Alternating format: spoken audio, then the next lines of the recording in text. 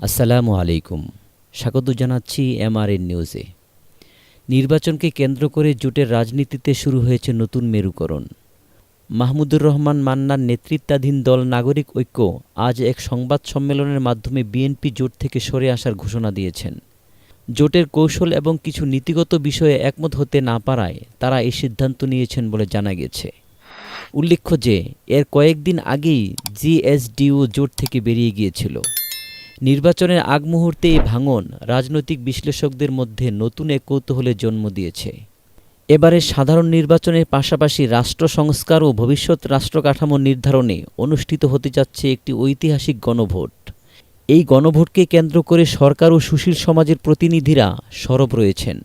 আজ এক সভায় প্রধান উপদেষ্টার বিশেষ সহকারী অধ্যাপক আলী রিয়াজ সহ অন্যান্য উপদেষ্টাগণ আসন্ন গণভোটে হা বাক্সে ভোট দেওয়ার জন্য দেশবাসীর প্রতি উদাত্ত আহ্বান জানিয়েছেন। তারা বলেন, একটি জবাবদিহিতামূলক এবং বৈষম্যহীন নতুন বাংলাদেশ গড়ার ভিত্তি হবে এই গণভোটের রায়। তারা জনগণকে নির্ভয়ে এবং বিপুল সংখ্যায় গণভোটে আসার জন্য অনুরোধ জানান। সবশেষে জানিয়ে দিচ্ছে আবহাওয়ার খবর।